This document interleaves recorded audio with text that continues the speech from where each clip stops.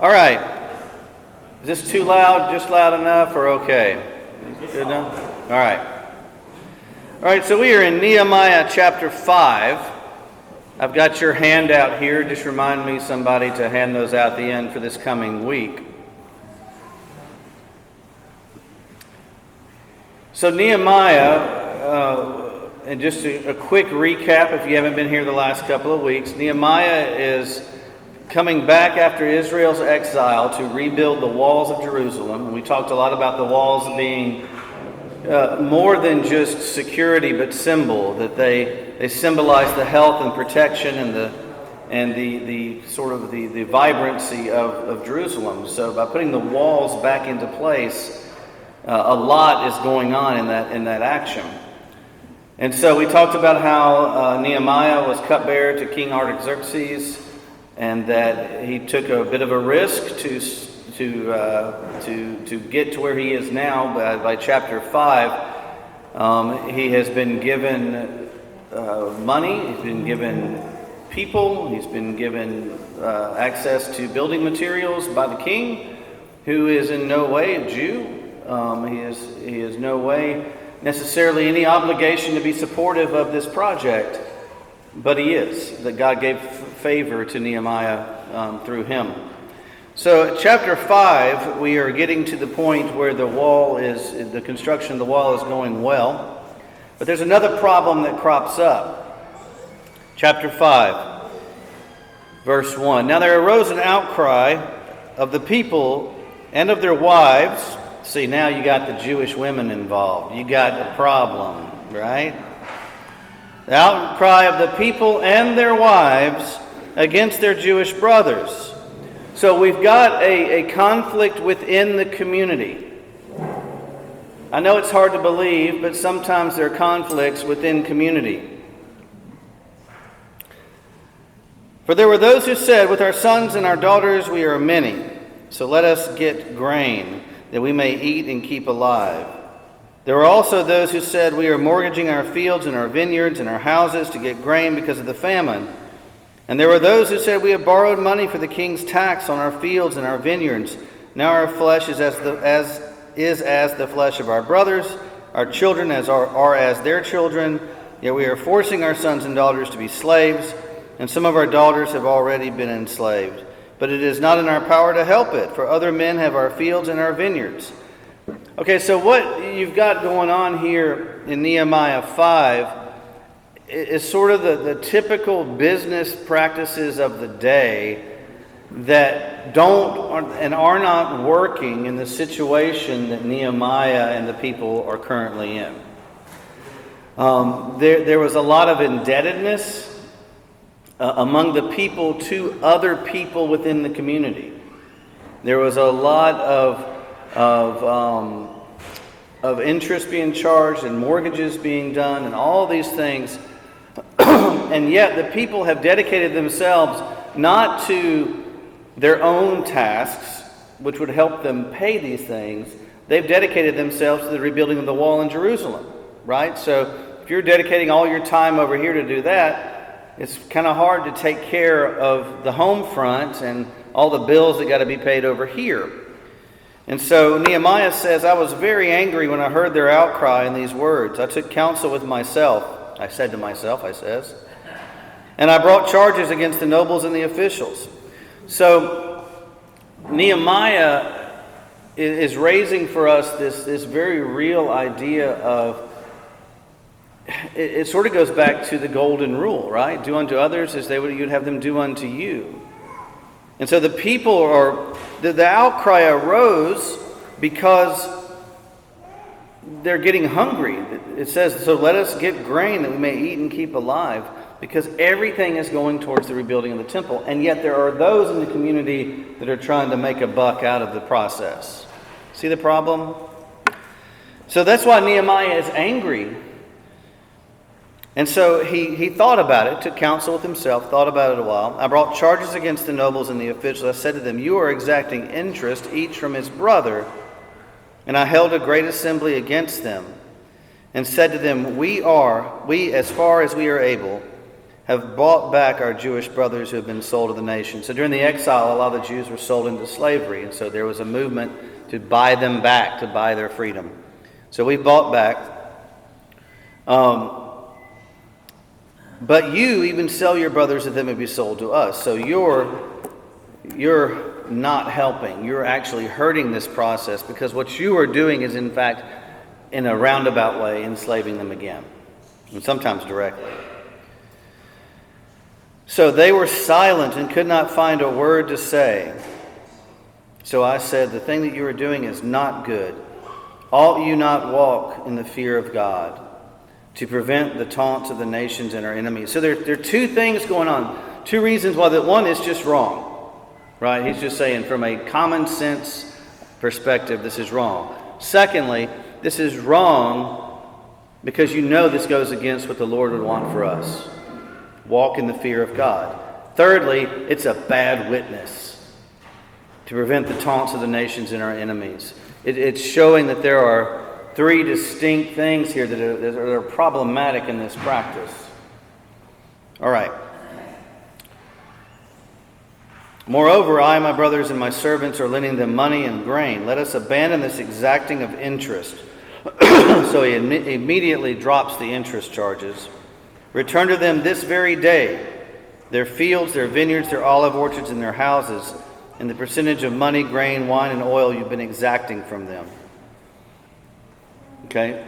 So this is Nehemiah's leadership trying to make things right within the community. Now, what these guys were doing was not, on the one hand, illegal.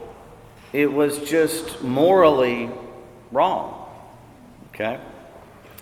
And so Nehemiah puts a stop to it, and they are convicted by it. So, and this is a principle I think we need to remember, that telling the truth, even when it is difficult to do so, you tell your kids, always tell the truth, always tell the truth. And you can often sense their struggle with doing that. They're afraid they're going to get into trouble. They're afraid they're going to get somebody else into trouble. The great secret is it doesn't go away when you become an adult.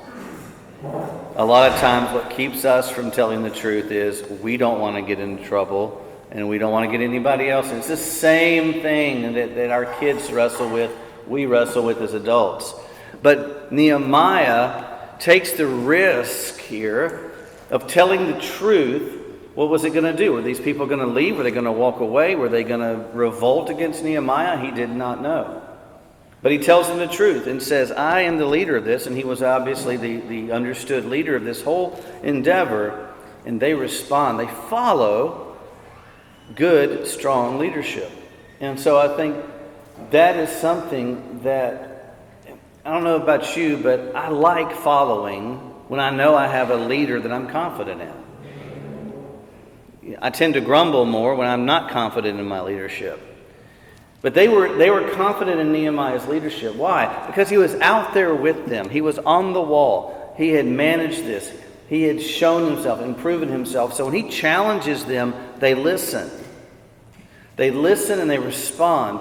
And they say, verse 12, we will restore these and require nothing from them. We will do as you say. And I called the priests and made them swear to do as they had promised.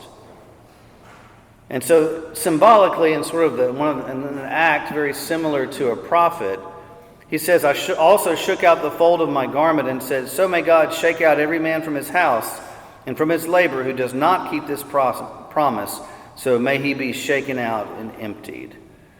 So that's a very prophet kind of thing. The prophets did these really symbolic acts, and one of them, in this case, being the shaking of the robes, shaking the dust out. May that happen to you if you don't follow through with this.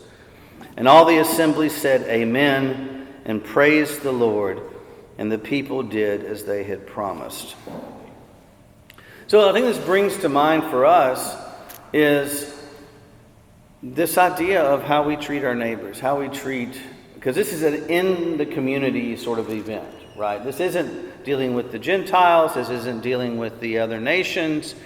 This is an internal conflict. And I think it calls to mind how different the internal workings of the church are meant to be as opposed to what goes on in the outside world. A couple of weeks ago, I talked about forgiveness. I talked about forgiveness being one of the hallmarks of the Christian. We should be quick to forgive, quick to confess, quick to repent, quick to forgive. Especially within our community, within the community. The community of Christ, which is the sort of the fulfillment of everything that's pointed to in the Old Testament, is to be a very different community from the world around it. Different values, different assumptions, different ways of approaching the world. All of it is based on this idea, this understanding that the church is called out of the world in one sense, but into the world in another sense. We're called out of the world in how we behave and how we live and how we act. We're called into the world to be salt and light, to spread that within the world. Make sense? So when you see a conflict, communities get conflict. We get conflicts in our community too sometimes. Thankfully that we don't have a lot of them. But when you have conflict, what is it that Nehemiah does? I was very angry when I heard their outcry in these words. I took counsel. I thought about it. And then I met with them. That is how you deal with conflict. Stop for a minute. Think about it. You ever write an angry email and then not send it? It's one of the best things you can do. I have written some scathing emails that I am so thank the Lord I did not send. But I felt better when I was done writing it. I got it out of my system. Next day, come back, write another email that's a little more balanced, a little less emotive, a little more dealing with the issue and not with the fact that I'm just ticked off. So think about it. He did. He thought about it, took counsel. Now he was angry, he took counsel. Then he met with them. So often conflict festers in a community because it's just left unhandled. It's left unaddressed. And so it builds, it festers, it grows. What is that flying around here? Until it comes out. And it always comes out sideways. If it's not dealt with properly, it'll come out sideways. Comes out in some sort of blow up that occurs, or it comes out in sarcasm, or it comes out in just anger, when sometimes if you just meet with someone you can work it out, right? And thank goodness Nehemiah didn't have texting. Yeah. All you nobles, no. Don't try to solve conflicts with text and email. At the very least a phone call.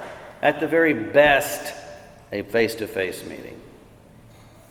So, conflict within the assembly, within the community. And they responded to him. They listened. Sometimes when we are challenged, drop the shields enough to listen to what is going on and listen to what is being said. Could it be possibly the outside chance that maybe, just maybe, you're wrong? That's hard for us because our egos get involved when we are in conflict. Our egos get involved, and we don't want to admit that we even could be wrong. So we kind of just bow up and we respond to the fight. But listen, like these nobles listened and said, you know what? It's kind of parenthetical, but obviously they heard Nehemiah's charge and they went, you know what? You're kind of right. That's kind of a jerky thing to do to our neighbors. So we're going to return to them this very day and require nothing of them. We will do as you say. We have a hard time in our culture dealing with conflict. I don't think I'm telling you anything you don't already know. We have a hard time dealing with just a different opinion than ours, right? And suddenly, even though I'm talking a lot about intelligent evil and temptation and stuff in today's sermon, Just because they have a different opinion does not make them Satan himself. Okay? Just saying. They may be wrong. You may be wrong. They may be well-intentioned and wrong. You may be well-intentioned and wrong. We've got to have the humility to be able to see that sometimes. All right. Unless you like Alabama, in which case I can't help you with that. I'm kidding. See, I got the look. I felt that. Felt it. Bam! Hit me. All right. So, moreover, from the time that I was appointed to be their governor, I'm picking up at verse 14, in the land of Judah, to the 20th year, to the 32nd year of the year of Artaxerxes, the king, neither I nor my brothers ate the food allowance of the governor. The former governors who were before me laid heavy burdens on the people and took from them for their daily ration 40 shekels of silver. Each of their servants lorded it over the people, but I did not do so because of the fear of God. See, he's saying they were given all this stuff from Artaxerxes that the previous governors of that area had taken from the people. And he's saying, because of the fear of God, I did not do that. This is pointing out the difference that should be here among God's people. He knew that'd be a burden on them, an uncharacteristic burden on them. I also persevered in the work on this wall, and we acquired no land, and all my servants were gathered there for the work. Moreover, there were at my table 150 men, Jews and officials, besides those who came from us, the nations that were around us. Now what was prepared at my expense for each day was 1 ox, 6 sheep and birds, every 10 days, all kinds of wine in abundance. So it's sort of archaic to us and to our way of thinking about how they were paid and how this stuff happened. But he's saying, I did not take that for the good of the community. I wanted to help the community. I did not want to lay unnecessary burdens upon them. Remember, one of Jesus' criticisms of the Pharisees is you lay unfair burdens upon the people. In the spirit of that, you see Nehemiah not wanting to do that here. Remember for my good, oh my God, all that I've done for this people. So, because he thought this service, verse 18, was too heavy on this people. So, leaders look out for their people. Okay? They look out for their people. They care about what's going on in their lives. They do not place unnecessary burdens upon them. Doesn't mean they won't challenge them. Doesn't mean they won't burden them when it's necessary, but they do not place unnecessary burdens upon them. All right. Now, when Sanballat and Tobiah, remember these are the two knuckleheads that do not like what Nehemiah and later Ezra are going to be doing. They opposed the building of the wall, violently tried to conspire against them earlier in chapter, I think it was 3. Sanballat and Tobiah and Geshem the Arab, I almost said Arab. I cannot believe I almost said that. My Mississippi is showing. And the rest of our enemies heard that I built the wall and that there was no breach left in it, although at this time I had not set up the doors and the gates. Sanballat and Geshem sent to me, saying, Come, let us meet together at Hakaphirim in the plain of Ono. And they intended to do me harm. And I sent messengers to them, saying, I'm doing a great work, and I cannot come down. Why should the work stop while I leave it and come down to you? Love that. Sorry, I'm too busy to come down and mess with you guys. I know your heart. I know your lot. I know what you are planning. I am not coming down off of what I'm doing to come down there and mess with you guys. Sometimes you don't have to say yes to everything that comes your way. And it's okay to say no. It is okay to say no, especially to what you already know is going to pull you off the mission that God has you on. And that doesn't mean you have to be rebuilding the walls of Jerusalem. But sometimes you've got to be able to say no. And I struggle with that because my wife is sitting right here looking at me smiling.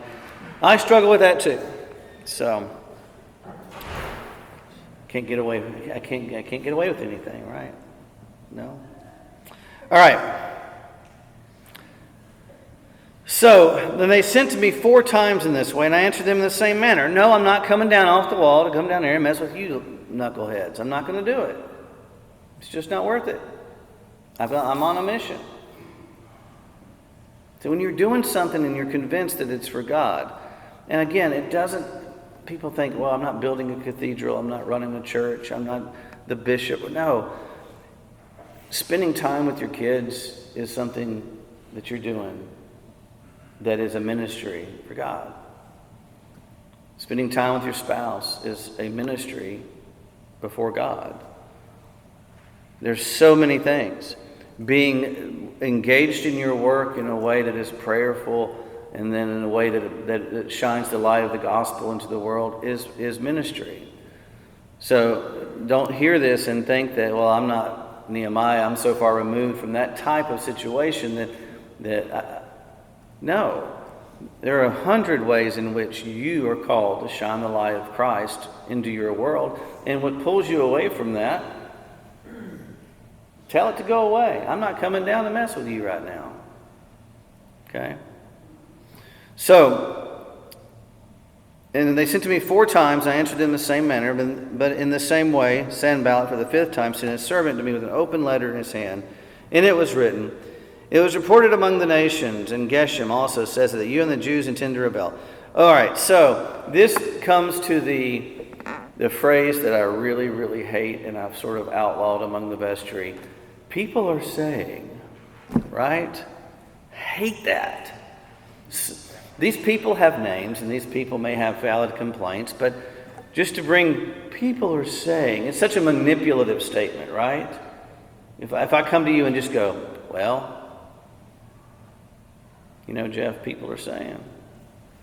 People are saying. Right, see? So it's a manipulative statement. And so it is reported among the nations, which is a fancy way of saying people are saying that you guys intend to rebel. It's just slanderous, right? It's just slanderous. My question is always, who is saying that? Who's saying that? And let's go talk to them. Right? More than often than not in the church, I promise you, it's a person said this.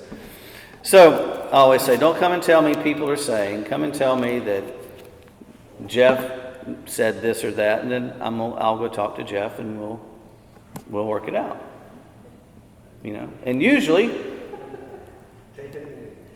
taking names. That's right. And so it's usually a far better way to handle things than to fall into the trap of, oh, people are saying. Anyway, the Jews intend to rebel, and that is why you are building the wall. And according to these reports, you wish to become their king. And you have also set up prophets to proclaim concerning you in Jerusalem. There is a king in Judah. So he's saying, the prophets are saying there's a king in Judah. And now the king will hear of these reports. So now come and let us take counsel together. Oh, it's so manipulative. It just makes my blood boil. People are saying, okay, who's saying it? Sanballat and Tobiah. They're the ones saying it. Oh, they're the ones saying it, right? Nobody else is saying this. These 2 boneheads are. Sanballat and Tobiah are saying it.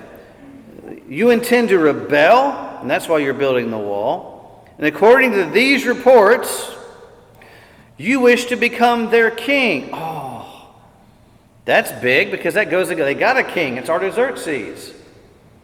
And you have set up prophets even to proclaim you as king. So you're manipulating the religious establishment. And now the king will hear, and now we're going to go tell the king. Bunch of babies. But isn't that how people act sometimes? Grown men and women acting like babies sometimes. Sometimes we do. Sometimes we do. I do. I jokingly, sometimes when we have something kind of silly come up, I'll tell Father Wesley, they don't call them the children of God for nothing. Sometimes we act like that. Sometimes we do. But when you encounter it, when you clearly see that this is like 8th grade stuff that they're pulling right here. People are talking, you want to be king, you're getting the religious people on your side, and we're going to go tell the king. You might as well end it with a nan and a nan nan.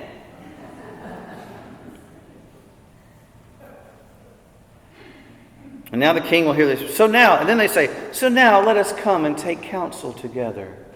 Right? He finishes up with this sort of sweet and low, sort of false sugary thing. Now, based on all this, let us come and take counsel together. Right? Just ridiculous. It drives me nuts. Then I sent to him saying, no such thing as you have said have been done. For you are inventing them out of your own mind. What I tell you. For they all wanted to frighten us, thinking their hands will drop from the work and it will not be done. But now, O God, strengthen my hands. Don't be distracted. Don't be distracted. Don't let it pull you off of what you were supposed to be doing. So now let us come and take counsel together. Oh, you're going to be my friend now, do you? No, I don't think so. Their hands will, and so of course Nehemiah sees right through this. He knows what they want to do. They want to get him to stop work. So he deals with this conflict and this bit over here, and he says no. Now when I went into the house of Shemaiah the son of Delilah, the son of Methatabel, who was confined to his home, he said, let us meet together in the house of God within the temple. Let us close the doors of the temple, for they are coming to kill you. They are coming to kill you by night. But I said, should such a man as I run away? And what man such as I could go into the temple and live? I will not go in. And I understood and saw that God had not sent him, but he had pronounced the prophecy against me, because Tobiah and Sanballat had hired him.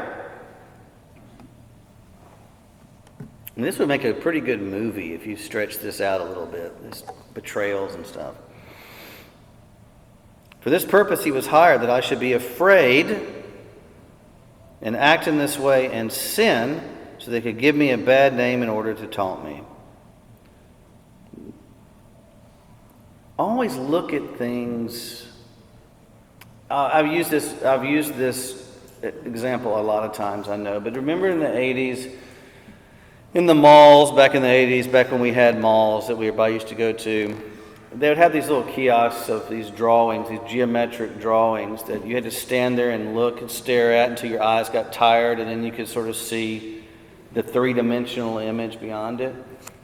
We need to look at life that way, folks. We need to look at life beyond what is straight here to the depth of what God is up to and what people are up to. Pray for discernment. That's what Nehemiah is executing here, is discernment. It's a spiritual gift. And we need it. We need it in these days, for goodness sakes. We don't know who's telling us the truth and who isn't.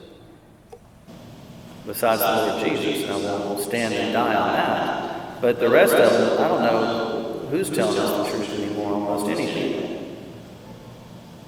So you need to be able to look biblically at the depth of what's going on. Look beyond. Sometimes it takes staring at this stupid thing for a little while until you begin to get the depth in mind and begin to see what's going on. And that's what he does. At first, you can tell that he was sort of like, well, that's interesting. I never heard of this. Why would I go in the temple? And he starts thinking about it, and he realizes, no, he's been hired by Sanballat and Tobiah and pronounced prophecy against me, so that he would get a bad name in order to taunt me. So Nehemiah sees the depth, sees what's going on here. And I think so many times, sometimes when somebody is angry, somebody's hurting, or somebody, you've got to look into depth. What's happening?